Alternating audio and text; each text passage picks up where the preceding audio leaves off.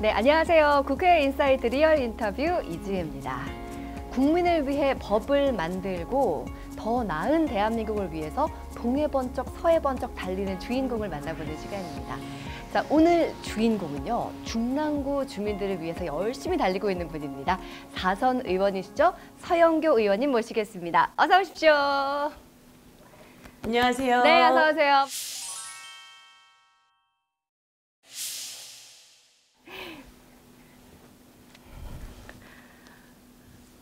네, 의원님 반갑습니다. 언제나처럼 이렇게 웃는 모습으로 들어오셨는데 네. 일단은 시청자 여러분께 또 지역 주민 여러분께 인사 말씀 한 말씀 부탁드려요. 안녕하세요.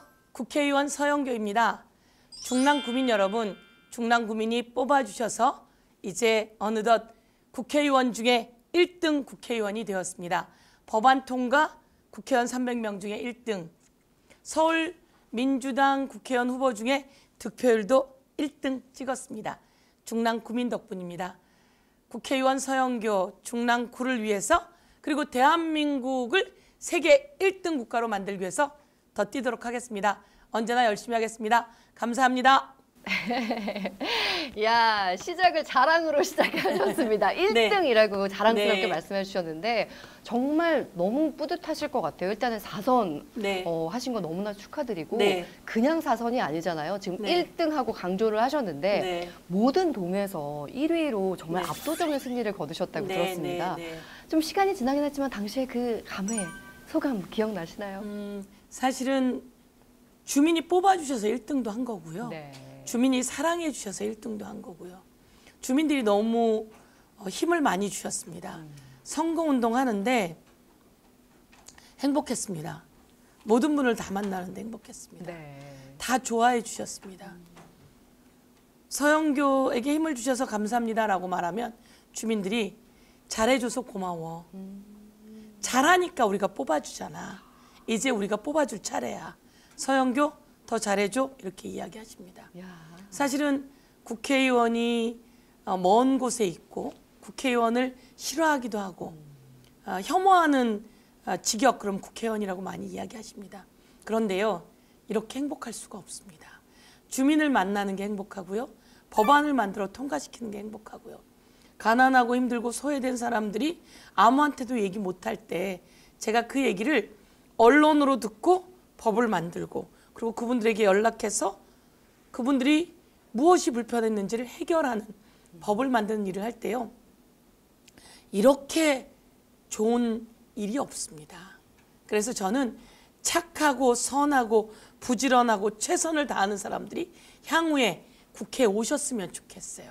그래서 그분들이 국회의원이 돼서 국민을 위해 일하는 일을 하게 했으면 좋겠다 이렇게 생각해서 저는 당시 선거운동할 때 너무 뿌듯했고요.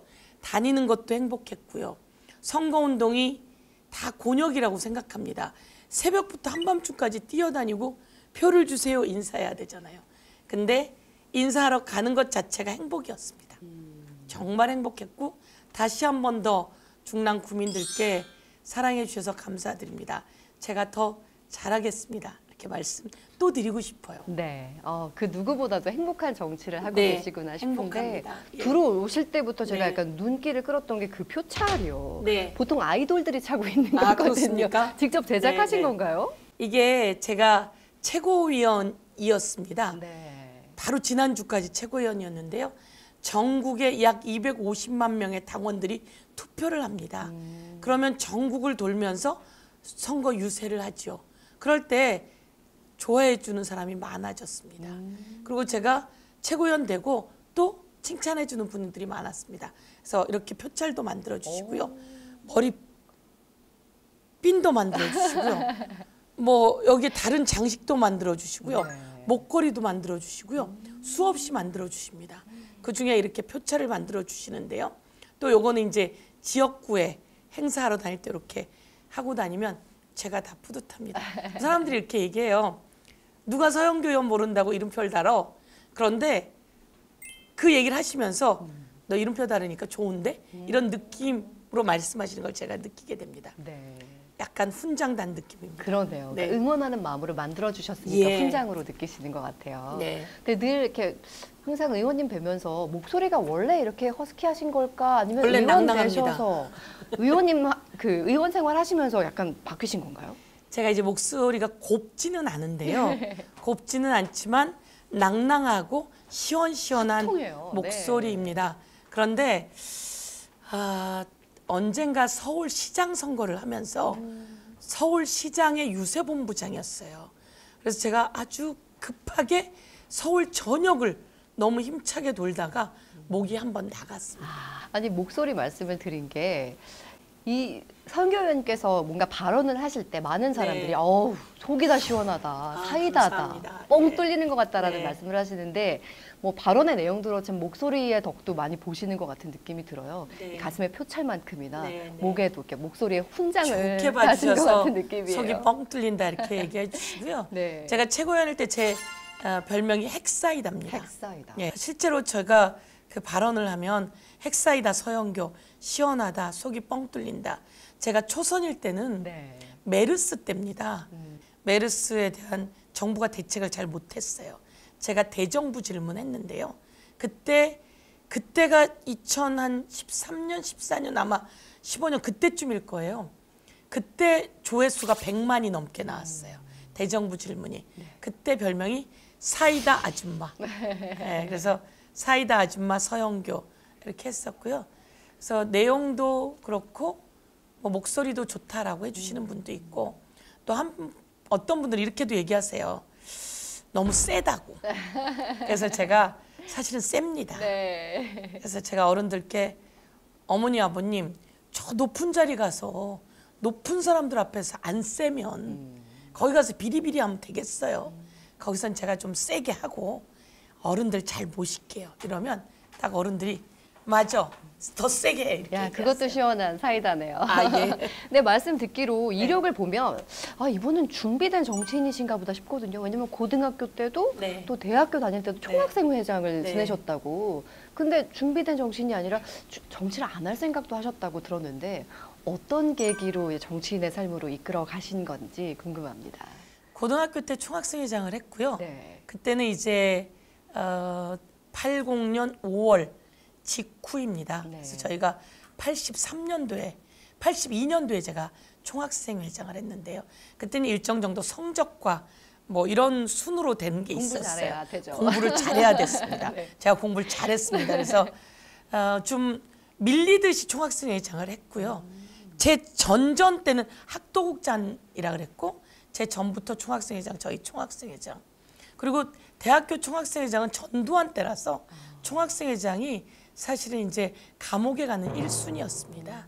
그래서 그 광주를 알게 되고 광주 사람들을 학살하고 올라온 전두환 정권은 대통령으로 인정할 수 없다. 그렇다면 내가 이 정권은 무너뜨려야 된다라는 각오를 갖고 총학생회장을 했기 때문에 정치를 하는 총학생회장은 아니었습니다. 어쩌면 죽음도 각오하고 감옥 가는 것도 각오하고 세상을 뒤집어 엎겠다는 생각을 하고 정의를 세운다는 생각을 했는데 끝내 저는 이제 치안본부에 끌려가 물고문도 당했고요. 감옥도 갔고요. 그런데 또 끝내 전두환은 무너졌고요. 그래서 저는 그런 삶을 살았고 그래서 정치를 하겠다는 생각을 한 적은 없습니다. 근데 어떤 계기로? 없고 제가 이제 남편은 서울 공대학생회장, 저는 이화여대 총학생회장. 둘이 이제 감옥도 다녀온 그런 사람들이었는데요. 이제 세상이 좀 바뀌었어요. 전두환도 무너지고 민주화도 되고. 그래서 남편이 고시 공부를 하게 돼서 변호사가 됐습니다. 그 이후에 제가 애들도 키우고 딸아이가 9살 때인데 인생을 그러면 좀 달리 살아봐야 되겠다. 달리가 아니라 좀 더 진취적으로 살아봐야 되겠다. 제가 이제 그 사이에는 무료 도서 대여실, 주부대학 이런 걸 통해서 어른들에게 공부 가르치는 일, 책을 무료로 나눠주는 일 이런 것을 1988년부터 96년, 98년 정도까지 했습니다. 그렇게 하다가 이제 남편이 고시가 되고 그러면 그동안 못했던 공부도 좀 해보자. 그래서 대학원도 가게 됐고요. 그리고 이제 새천년 민주당이 창당 대회를 할 때 발기인으로 참여하면서 그쪽에서 같이 일하자고 얘기해서 정당에 와서 일을 하게 됐고요. 정당에 와서 당직자로 일한다고 출마하는 건 어렵습니다. 왜냐하면 제가 아까 말씀드렸듯이 선거운동 너무 행복합니다. 너무 행복한데 사실 출마하기 전까지는 너무 엄두가 안 나는 일이고 또 경쟁자도 있어서 생각 못했는데 저희 친정어머니께서 저희 지역구에서 면목시장에서 옷가게를 40년 하셨어요. 그런데 2011년에 파킨슨으로 몸이 굳어가십니다. 아프세요. 저희 딸도 키워주시고 아들도 키워주셨어요. 제가 지역운동했으니 어머니 집에 2011년까지 얹혀 살았어요. 그러니까 이제 다른 사람들은 모시고 살았냐 그러는데 사실은 얹혀 살았죠. 거기서 남편 고시 뒷바라지도 해주시고. 근데 2011년에 어머니가 파킨슨으로 병원에 입원했다 나오시면서 저에게 하신 말씀이 있습니다. 분가해라. 대신 조건이 있다. 출마가 조건이다. 사실 파킨슨으로 온몸이 굳어가시니까 내가 여지껏 너 뒷바라지 했어. 이제 나 좀 도와줘. 나 아파 죽겠어. 사실 이러셔야 되는데 그러지 않고 내가 죽을 날이 얼마 안 남았다. 나의 소원이 있다. 출마해라. 내가 너 정치시키려고 40년 기다렸다. 그러니까 제가 감옥에 가도 또 총학생회장에도 저를 응원만 해주셨어요. 이화여대 정외과 졸업한 제가 지역에서 무료 도서 대여실 그리고 주부대학회도 응원하고 용돈 주셨어요. 그리고 제가 딸 아들 낳고 남편 뒷바라지하고 지역운동할 때도 다 해주셨어요. 그런데 당신이 이제 정작 아픈데 2011년 8월에 분가해라. 단 조건이 있다. 출마가 조건이다. 너 정치시키려고 40년 기다렸다. 내가 죽을 날이 얼마 안 남았다. 면목시장 아줌마의 딸이 여성이 정치인 되는 거 보여줘라. 이렇게 얘기하셨어요. 저희 어머니는 저처럼 목소리가 크지도 않아요. 천상 여자세요. 그런데 그 말을 듣고 그래도 엄두를 못 내니까 오빠에게 명령을 내린 겁니다. 네가 가서 등록 좀 해줘라. 근데 저희는 신기한 게 가족이 다 출마하길 원했어요. 남편도 아이들도 오빠들도 다 사실은 하지 말라고 많이 그러잖아요. 그렇죠. 근데 저만 머뭇거렸어요. 제 목소리와 제 진취적인 삶으로는 다 이해 안 되는 건데 그때 2011년엔 그랬고 오빠가 후보 등록을 했고 그래서 정말 밀려서 사실은 하고 싶은 마음이 있지만 엄두가 안 났던 거거든요. 근데 그 엄두와 장을 딱 깔아주신 게 엄마와 가족이었어요. 보통 어머니들은 내 딸 고생하니까 무슨 정치하고 말리실 텐데 어떻게 보면은 의원님을 가장 잘 알고 계실 엄마가 내 딸은 정치인감이야 라는 걸 인정을 하신 거잖아요. 그럼 당선되었을 때도 어머님이 보셨던 건가요? 당선되고 2012년 4월에 당선됐는데요. 너무 좋아하셨죠. 몸을 잘 못 가누시지만 나와서 칭찬해 주시고 사진도 다 찍어 주셨어요. 그런데 못 버티시고 2013년 7월에 떠나셨어요. 딱 1년 저 당선시켜 주시고 1년 만에 떠나셨죠. 그렇지만 여전히 딸의 모습을 지켜보시면서 하늘에서 잘했다 하실 정말 거예요. 많이 칭찬하실 것 같은 게 우리 서영교 의원님 하면은 별명이 여러 가지 떠오르거든요. 그 중에 아마 가장 좋아하시지 않을까 싶은데 입법 천사라는 네. 여기 좀 날개 달렸습니다. 네, 천사입니다. 네, 이런 별명이 나온 거는 사실 그동안 수상도 엄청 많이 하셨더라고요. 네. 작년 5월이었죠. 대한민국 의정대상을 포함해서 국회의장상 4년 연속 수상을 하셨고요. 올해 초에는 대한민국 정치 지도자상, 네. 올해 입법상 시상식에서 정치 분야 최우수상을 받으셨습니다. 그야말로 뭐 국회의원들이 입법 활동으로 받을 수 있는 상은 뭐 휩쓸었다는 네, 느낌이거든요. 맞습니다. 예. 21대 국회에서 그만큼 뭐 활약도 많으셨던 것 같은데 네. 몇 개 법안이나 발의를 하셨는지 그리고 그 중에 통과가 된 거는 몇 개인지 혹시 기억하시나요? 법안을 약 170여 개 정도 발의한 것 같고요.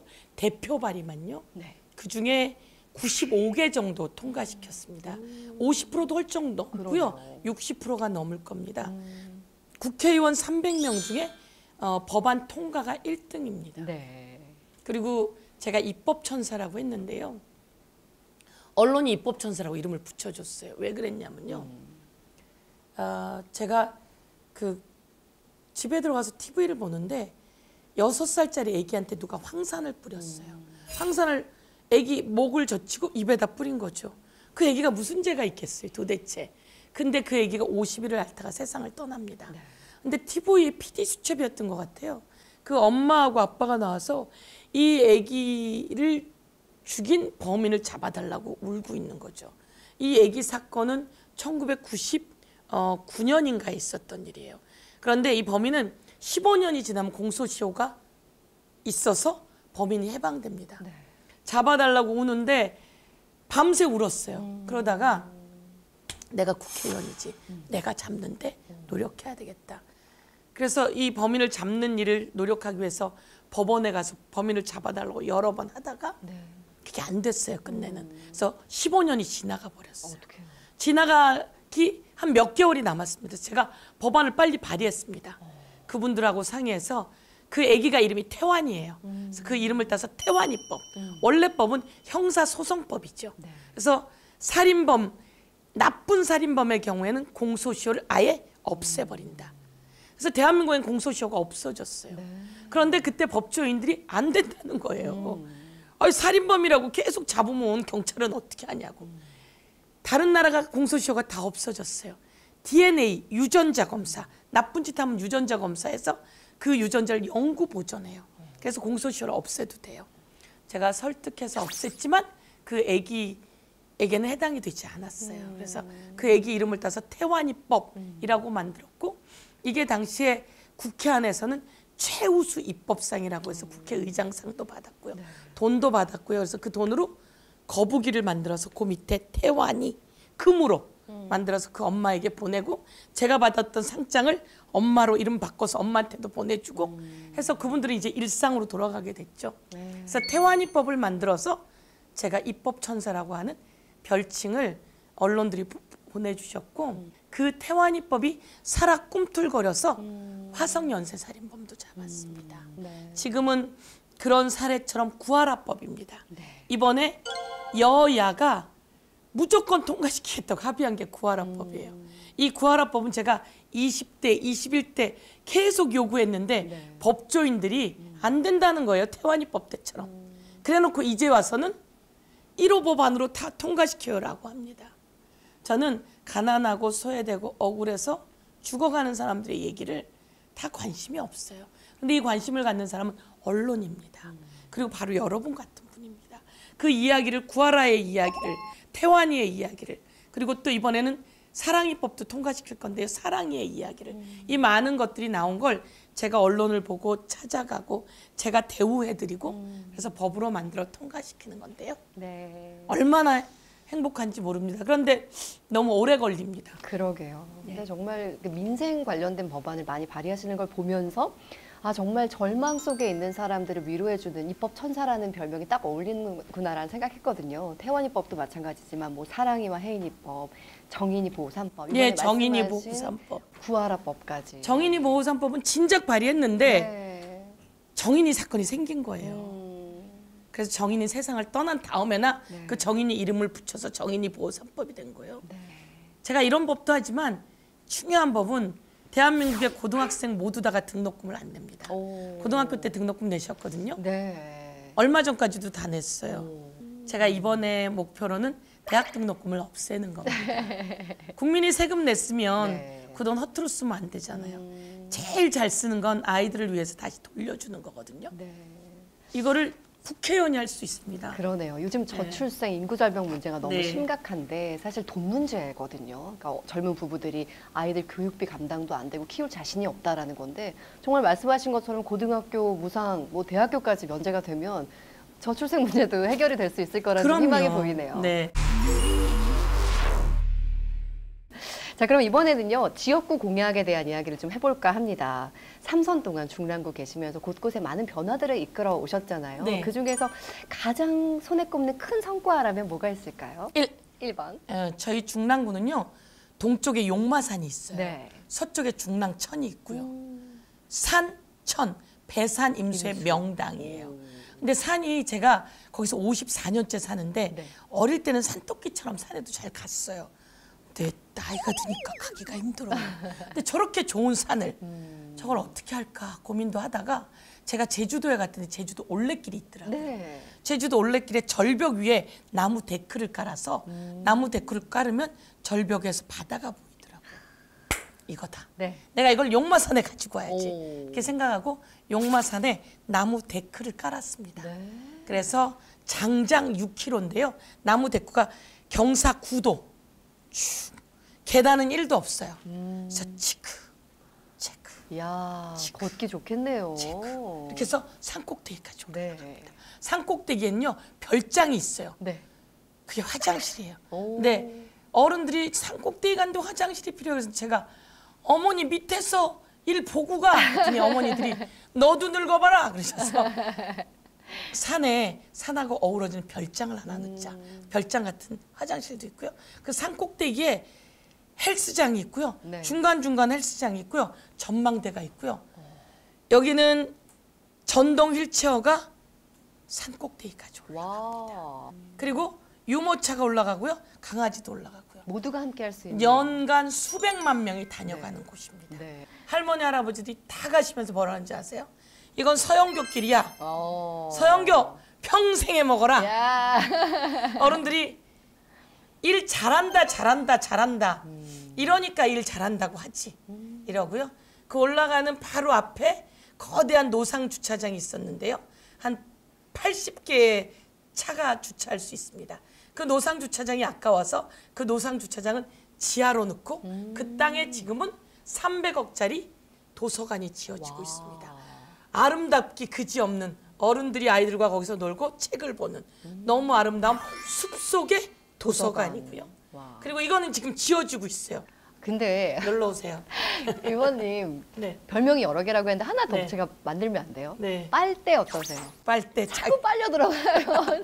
저는 이미 그 네. 길을 걷고 있어요. 네. 꼭 가봐야 될 것 같은 네. 묘한 설득력이 있습니다. 빨대 같은 그 매력으로 제가 중랑구 할 게 더 많아요, 가야겠다. 이사 이번에는 가야겠다 싶어요. 도시철도 면목선이라고 네. 청량리에서 면목동을 관통하는 그 도시철도가 서울시에서 4개가 올라갔는데 다 떨어지고 저희만 예타가 통과됐어요. 자그만 1조짜리 도시철도가 또 생깁니다. 네. 제가 해낸 거예요. 마음 반은 지금 이사 갔거든요, 중랑구에. 근데 한 가지 걱정되고 약간 좀 네. 고민이 되는 게 전 아이 키우고 있어서. 네네네네. 그래도 교육은 강남 아닌가. 많은 네, 분들이 네, 생각하실 네, 것 네. 같아요. 근데 보니까 이번에 공약 중에 눈길을 끄는 게 중랑구를 교육의 메카로 만들겠다 네. 이런 공약을 하셨거든요. 네. 그러니까 교육도 여러 가지가 있는데 청소년을 위한 어린이들을 위한 교육 지원센터 건립을 또 계획하고 계시고 네, 네, 그러니까 네. 교육의 메카로 만들겠다는 좀 비전에 대해서 설명해 주시면 좋을 것 같아요. 네. 네. 뭐니 해도 교육입니다. 네. 제가 중랑구에서 초, 중, 고등학교를 나왔습니다. 제 딸이 저하고 다 동문이에요. 네. 저는 중랑구에서 아이 키우면 된다라고 하는 전형을 제가 실현을 했고 그것을 가르쳐주고 싶은 거예요. 학교에서 애들 공부가 끝나야 돼요. 왜냐하면 대학 갈 때 내신으로 가거든요. 수시로 갑니다. 정시는 비율이 요거밖에 안 돼요. 그 대학 가기가 더 좋은 곳이 수시로 가기 좋은 곳이 중랑구입니다. 저희 갑구에 해원여고 면목고등학교 딱 2개가 있어요. 저희 대학 진학률이 훨씬 높습니다. 다른 데보다. 높고요. 여기가 대학을 잘 가게 하기 위해서 저희가 지금 준비를 하고 있는 거고요. 아이들이 학교의 칠판은 전자칠판으로 싹 바꿨고요. 첨단 컴퓨터로 싹 갈 거고요. 저희가 논술 교사들 투입할 거고요. 네. 선생님들이 너무 잘 가르치고 계시고요. 그래서 제 딸도 거기서 잘 커가지고 지금 아주 잘 컸습니다. 야, 말씀하시는 것들 속에서 얼마나 중랑구를 사랑하시는지가 사랑합니다. 느껴지는데요. 이제 인터뷰를 마무리를 하면서 굉장히 흥도 있으시고 화통하시고 네. 하다 보니까 노래도 많이 즐겨 하실 것 같거든요. 그럼요. 혹시 좋아하시는 노래 있으세요? 애창곡? 많이 있습니다. 많이 있고요. 네. 그런데 이제 지역에서 잘 부르는 노래가 있습니다. 제일 잘 부르는 노래는 무조건이고요. 무조건. 예. 무조건이야. 네. 무조건 서영도예요. 노래 따라가는 거예요. 네. 주민들 앞에서 슬픈 노래 부르면요. 그 사람 슬프게 떨어져요. 무조건. 네. 무조건이야. 둘, 셋, 넷. 내가 필요할 땐 나를 불러줘. 언제든지 달려갈게. 낮에도 좋아 밤에도 좋아 언제든지 달려갈게. 다른 사람들이 나를 부르면 한참을 생각해 보겠지만 당신이 나를 불러준다면 무조건 달려갈 거야. 셋, 넷. 당신을 향한 나의 사랑은 무조건이야. 당신을 향한 나의 사랑은 특급 사랑이야. 태평양을 건너 대서양을 건너 인도양을 건넜어라. 중랑구가 부르면 달려갈 거야. 무조건 달려갈 거야. 와.